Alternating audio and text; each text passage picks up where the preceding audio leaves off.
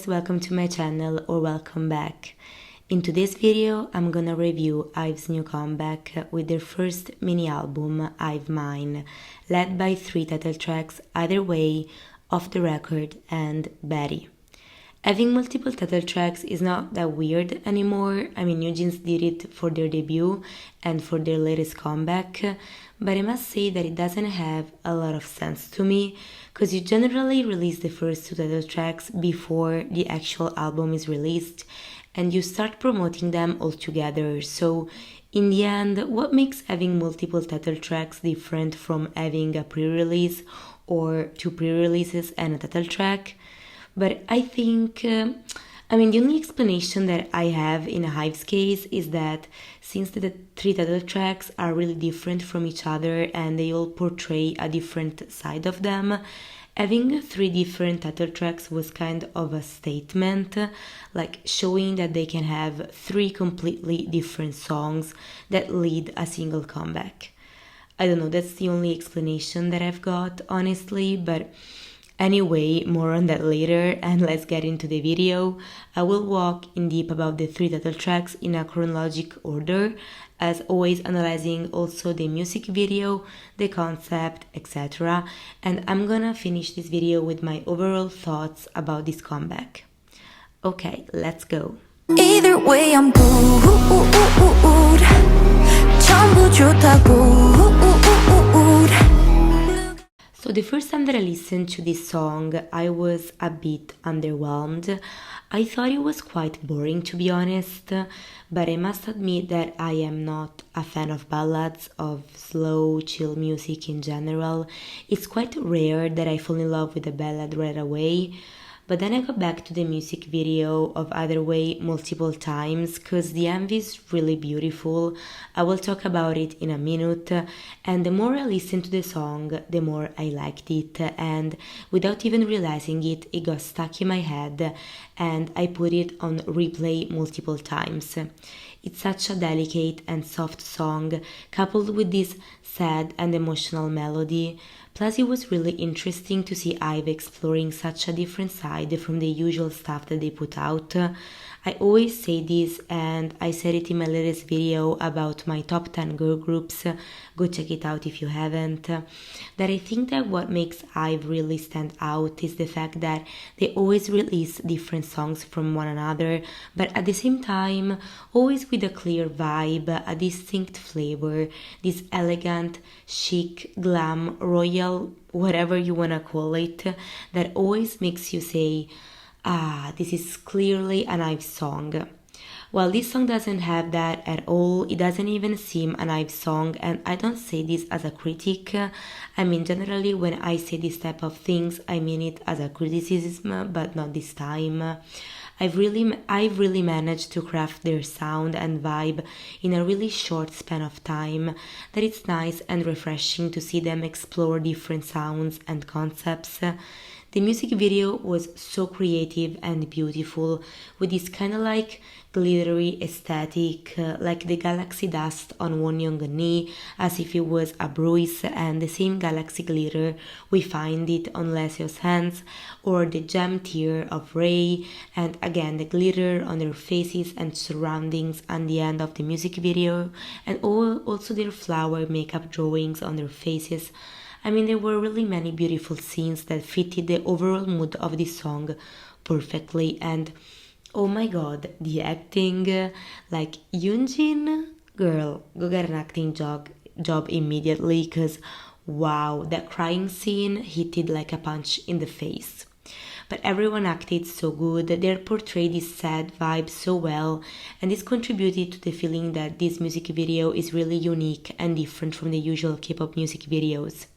It was much more intimate and personal in a way, and that's what I loved about it. But the true highlight of this song, in my opinion, are the lyrics. The meaning of this song is so beautiful, and it hit all the right spots for me.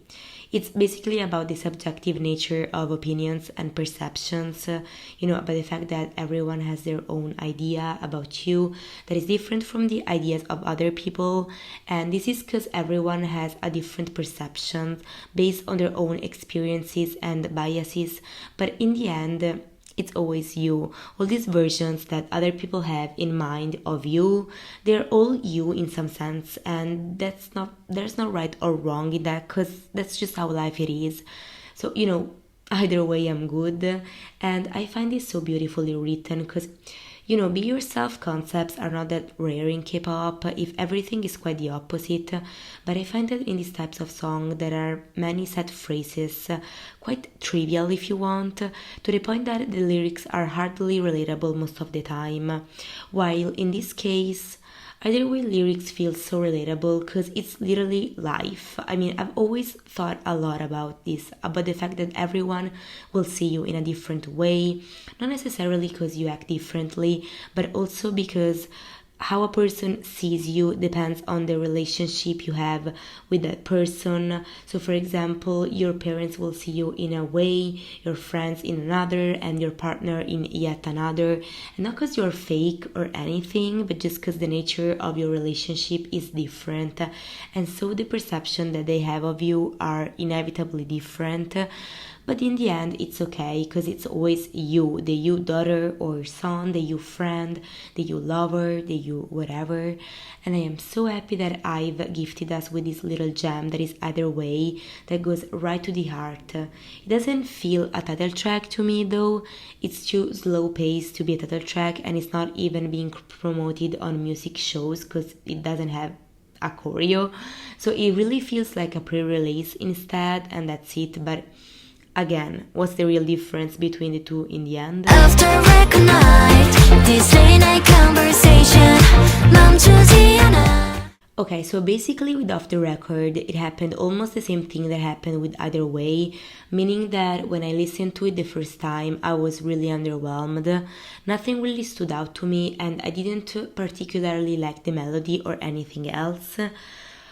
But like with Other Way, I fell in love with the music video, and so I felt the need to rewatch it multiple times. And without realizing it, I would hum the chorus multiple times during the day, like the line, "No more time, no more kill my vibe, these late night conversations," is such a mood, and it really got stuck in my head.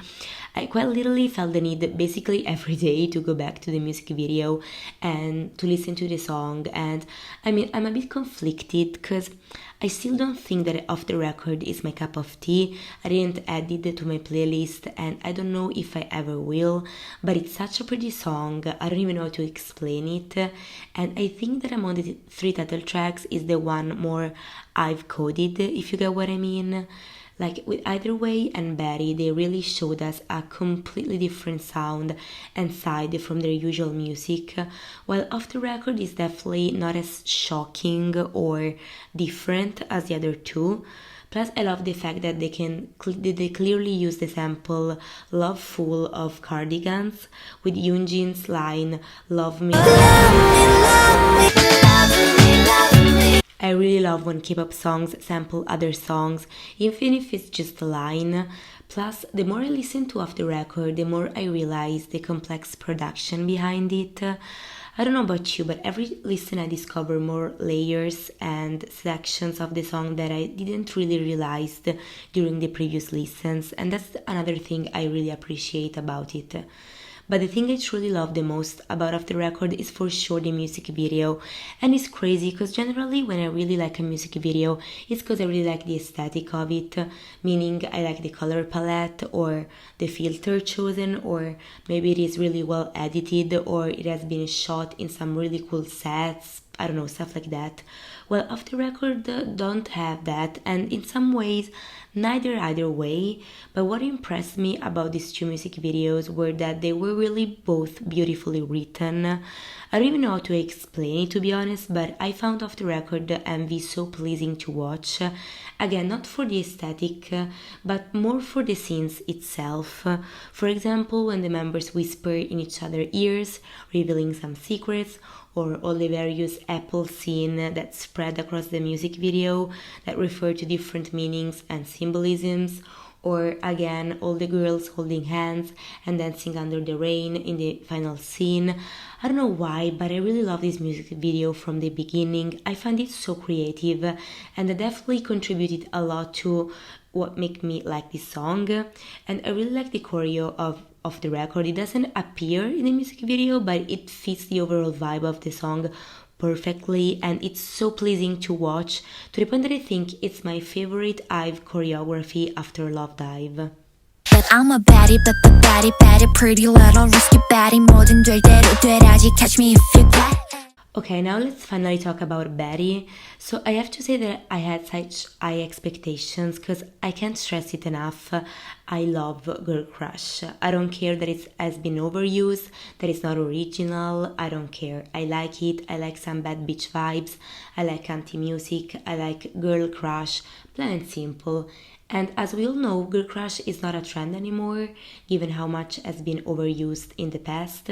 So for a popular group like IVE, with a concept and a sound that is quite the opposite of what Girl Crush is, I was so curious to see how they would have displayed this new baddie side, pun intended, especially because it wasn't really the first time, wasn't it? This year we already got Kitsch as a pre-release for their first album, and you guys, I was and still am obsessed with Kitsch. I loved it so much from the beginning, contrary to I Am. Here, I said it. I am not the biggest fan of I Am. Of course, it's not a bad song, but it's not particularly interesting to me, while Kitsch, chef's kiss. Plus, the MV teaser showed that BADDIE would have had a cat concept, and cats are my favorite animals. I am obsessed with them. I am pretty sure that in a previous life I was a cat, and they are my spirit animals. So yeah, all that being said, you can imagine that I literally couldn't wait for BADDIE to be released, and let's say that I'm slightly disappointed. Even if I love the vibe and even if the chorus is really catchy, BADDIE falls quite flat when it should actually be the opposite given the concept. Instead, the feeling that I have is that BADDIE is quite empty in a way. Again, it feels a bit plain, and I was pretty disappointed about it because I was expecting to be obsessed with it like I was with Kitsch, if not more.